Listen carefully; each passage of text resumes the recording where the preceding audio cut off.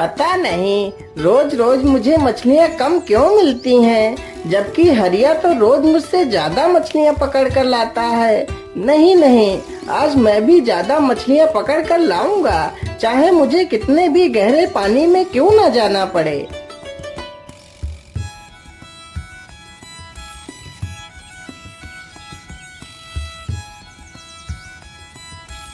हरीराम ज्यादा मछलियां पकड़ने के लालच में अपनी नाव को गहरे पानी की तरफ ले जाता है।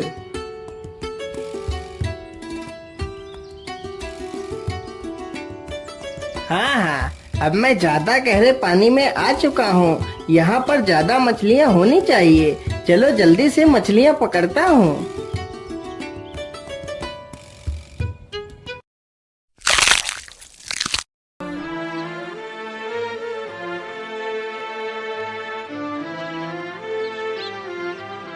अरे वाह वाह, आज तो पहली बार मैंने इतनी सारी मछलियाँ एक बार जाल फेंकने से पकड़ी हैं। वाह वाह, आज तो मैं बाजार में ढेर सारे पैसे कमाऊंगा।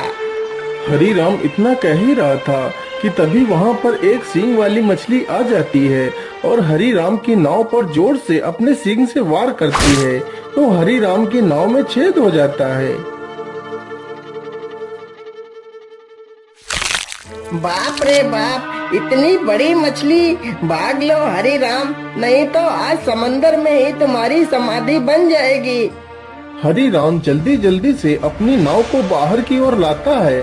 बाहर लाते लाते उसकी नाव में काफी पानी भर जाता है, जिसके कारण उसकी नाव डूब जाती है। वह मुश्किल से खुद की ही जान बचा पाता है। राम राम राम राम, आज तो मरते मरते बचा, लेकिन मेरी नाव तो डूब गई है। अब मैं मछलियाँ कैसे पकड़ूंगा? ऐसे तो मैं भूखों मर जाऊंगा। नहीं नहीं, मुझे जल्दी ही एक दूसरी नाव बनानी होगी। मैं कल सुबह ही जंगल जाकर एक अच्छी सी लकड़ी ढूंढ कर लाऊंगा और अपनी नाव बनाकर मैं फिर से मछलियाँ पकड़ूंगा।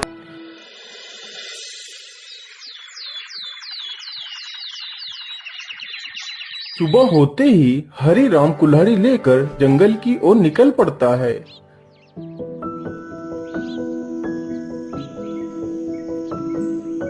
कौन सा पेड़ काटूं, कुछ समझ नहीं आ रहा।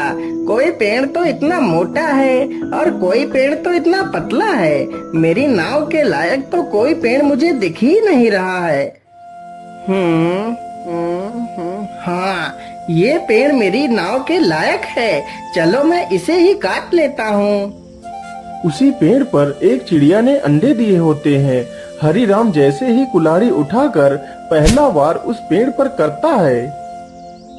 अरे, ये शोर कैसा? मुझे लगता है कोई मेरे इस पेड़ को काट रहा है।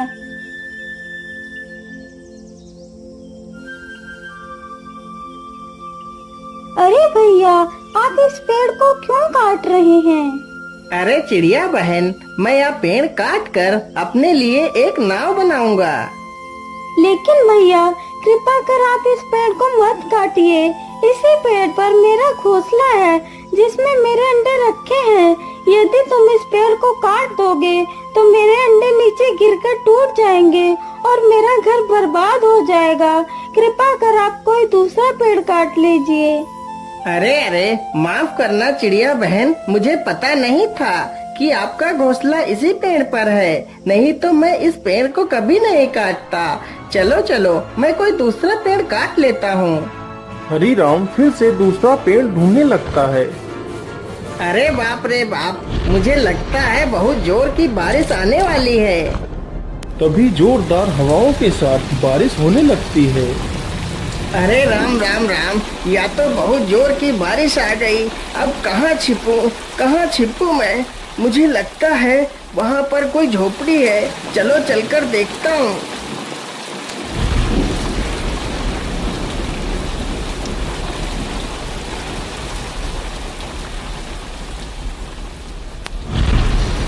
बाबा, मैं एक मछुआरा हूँ।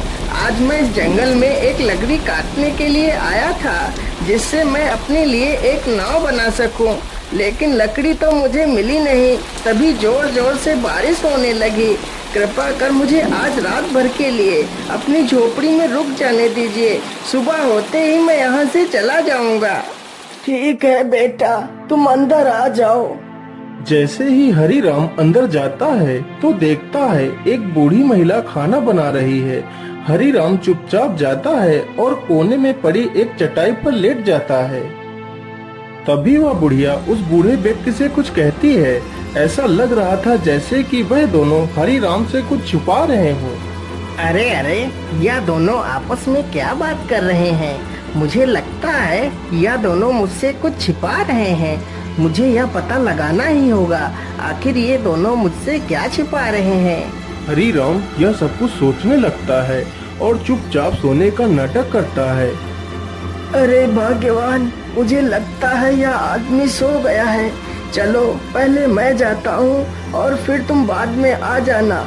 ठीक है, तुम पहले चलो, मैं बाद में आती हूँ।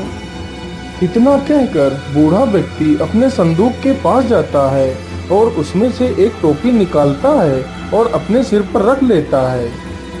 गीली गीली छू, उड़ जा तू। इतना बोलते ही वह बूढ़ा व्यक्ति गायब हो जाता है। इसी प्रकार वह बूढ़ी महिला भी संदूक के पास जाती है और अपने सिर पर एक टोपी रख लेती है। गिले गिले छू, उड़ जा तू। इतना बोलते ही वह बूढ़ी महिला भी वहाँ से गायब हो जाती है। यह सब देखकर हरी राम सक्का बक्का रह जाता है। अरे बाप रे बाप, ये मैं क्या देख रहा हूँ? ये दोनों कहाँ चले गए? हरी राम तुरंत ही संदूक के पास जाता है। अरे ये क्या? इस संदूक में तो एक और टोपी रखी है। तो क्या इसी टोपी की मदद से ही वह दोनों गायब हो गए हैं? चलो मैं भी इस टोपी को लगाकर देखता हूँ। मैंने टोपी तो पहन ली। चलो अब जल्दी से वह मंत्र बोलता हूँ। क्या बोला था उन दोनों ने?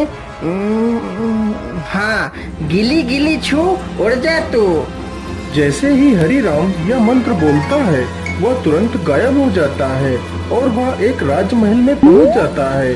तो देखता है बूढ़ी महिला और वो बूढ़ा व्यक्ति उसी महल में बैठकर खाना खा रहे हैं। हरी राम को वहां पर देखकर दोनों हैरान रह जाते हैं।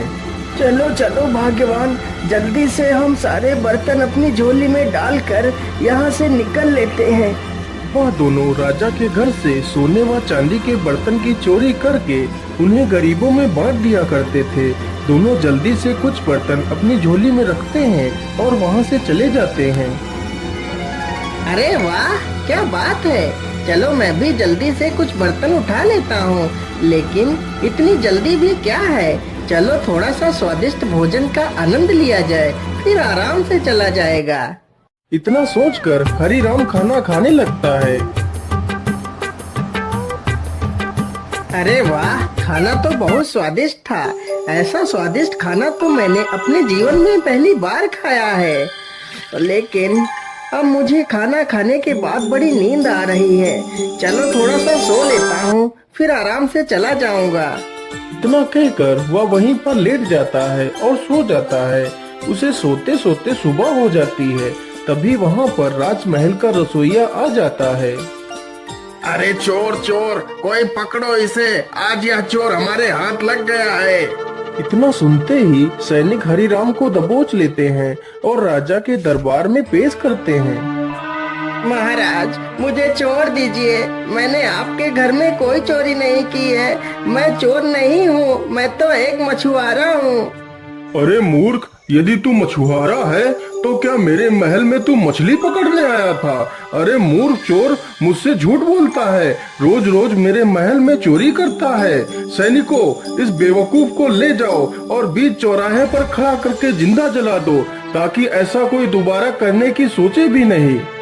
राजा का आदेश होते ही सैनिक हरी राम को बीच चौराहे पर ले जाकर एक मजबूत लक्कड़ से बांध देते हैं। अरे राम राम राम, ये कहाँ आकर फंस गया? आज तो मेरी मौत निश्चित है। क्या करूं, कैसे बचूं इन सैनिकों से? कुछ ना कुछ तो मुझे उपाय सोचना ही पड़ेगा।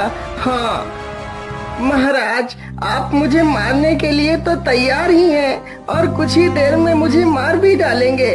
इसीलिए महाराज, मेरी आखिरी इच्छा पूरी कर दीजिए। हाँ हाँ, क्यों नहीं, बोल तेरी आखिरी इच्छा क्या है?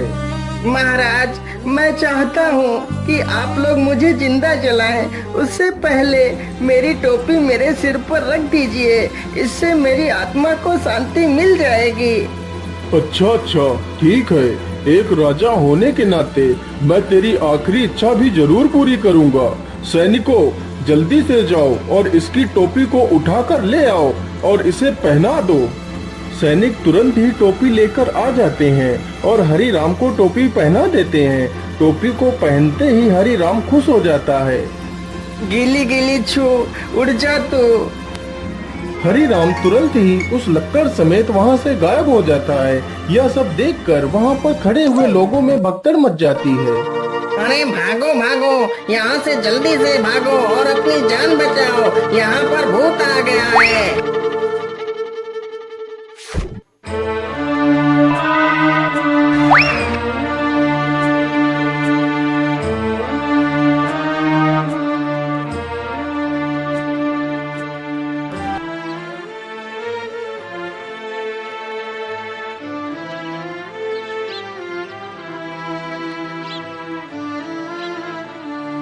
अरे ये मैं कहाँ आ गया हूँ? मुझे लगता है मैं अपने गांव वापस आ गया हूँ।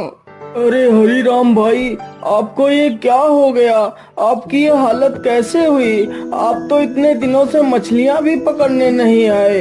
अरे हरिया भाई, इतने सारे सवाल बाद में पूछ लेना, पहले मुझे इस रस्सी से खोल दो।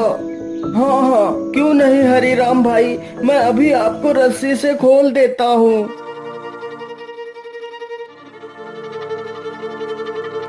हरिया तुरंत ही उसकी रस्सियाँ खोल देता है। अरे वाह वाह, जिस लकड़ी की मुझे तलाश थी वह तो मुझे मिल गई। चलो अब इसी लकड़ी से ही अपनी नाव बनाऊंगा। इस प्रकार हरि राम लकड़ी को उठाता है और दोनों वहाँ से चले जाते हैं।